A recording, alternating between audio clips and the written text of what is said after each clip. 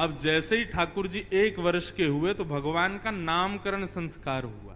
श्री गर्गाचार्य जी महाराज नामकरण करने के लिए आए। गर्गाचार्य जी ने आकर के कहा, नंद बाबा कल का मुहूर्त अच्छा है, कल नामकरण कर देंगे, आज रात्रि विश्राम कर लेते हैं। बोले ठीक है। गर्गाचार्य जी बोले लेकिन एक दिक्कत है। यशोदा मैया बोली क्या? हम किसी के हाथ का बना भोजन नहीं करते, खुद बना के अपने ठाकुर जी को भोग लगा के तब पाते हैं। यशोदा मैया बोली अरे तो इसमें दिक्कत की क्या बात है, मैं आपको चूल्हा दे देती हूँ, आपको बर्तन दे देती हूँ, सारी सामग्री दे देती हूँ, आप बनाइए। गर्गाचार्य जी बोले जो जो कृपा दे दीजिए। यशोदा मैया ने सब सामग्री दी, गर्गाचार्य जी ने भोजन तैयार किया। अब बढ़िया एक पात्र में खीर बनाई। खीर में इलायची डाली, केसर डाला, मिश्री डाली, बढ़िया सुगंधित। आहा, जैसे ही गर्गाचार्य जी ने खीर बनाई, अपने शालिग्राम भगवान के सामने जैसे ही उसको सजाया तुलसी छोड़ करके। अब गर्गाचार्य जी का नियम था कि वो जब भोग धरते थे ना, उसके बाद 108 माला करते थे नेत्र बंद करके, और 108 माला होने पर तब भोग अनौसर करते थे। गर्गाचार्य जी ने भोग रखा और जैसे ही आंख बंद करके नाम जप करने लगे, अंदर आंगन में ठाकुर जी बलराम जी के साथ खेल रहे थे। अभी 1 वर्ष के हुए, थोड़े थोड़े चलते, तो ठाकुर जी बलराम जी के साथ खेल रहे थे। खेलते खेलते अचानक रुक गए।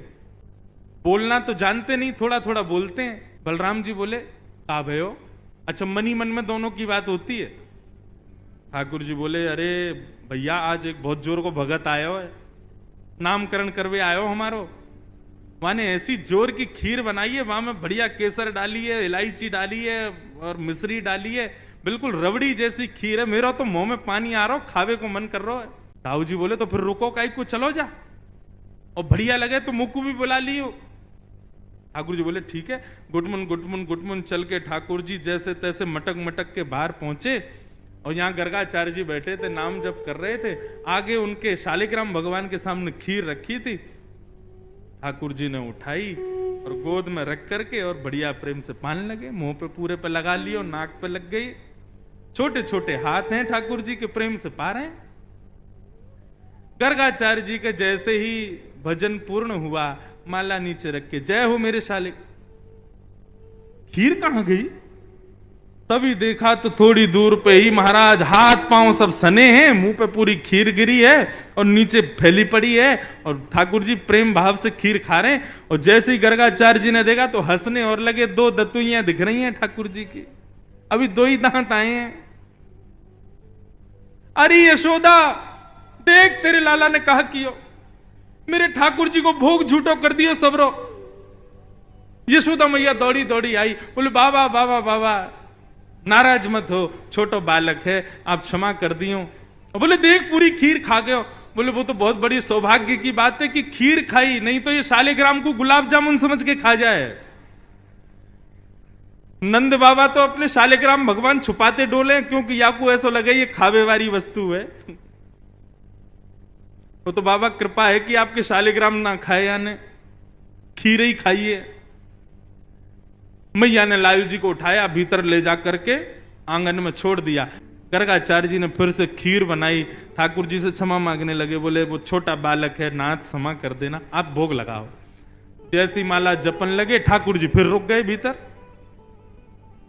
ताऊ दादा बोले लाला अब के कहा भयो?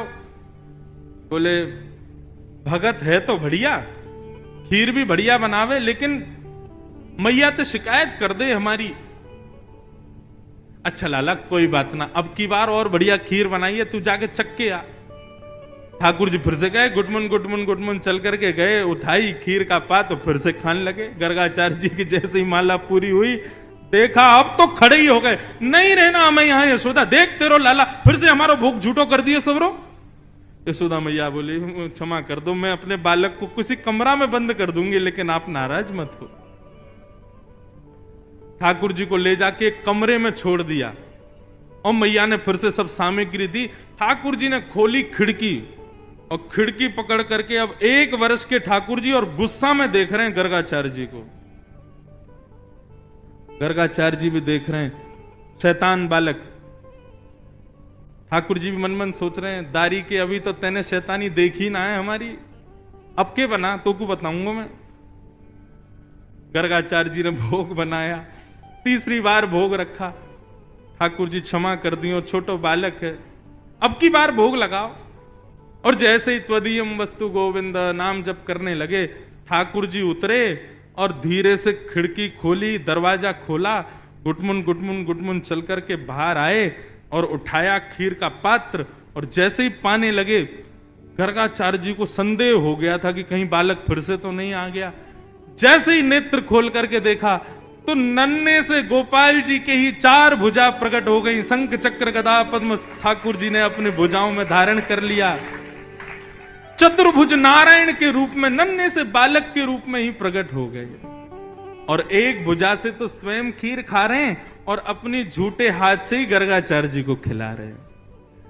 गर्गाचार्य जी नतमस्तक हो गए, बोले नाथ क्षमा करना, मैं आपके रूप को पहचान नहीं पाया। ठाकुर जी बोले, हमने ये रूप आपको इसलिए दिखाया है कि कल जब आप हमको हमारा नामकरण करोगे तो हमारे ग्रह नक्षत्र देख करके आपको सब पता चल जाएगा कि मैं कौन हूं। लेकिन ये सच्चाई हमारी मैया को मत बताना कि मैं कौन हूं। आपको छुपाना है कि मैं परमात्मा।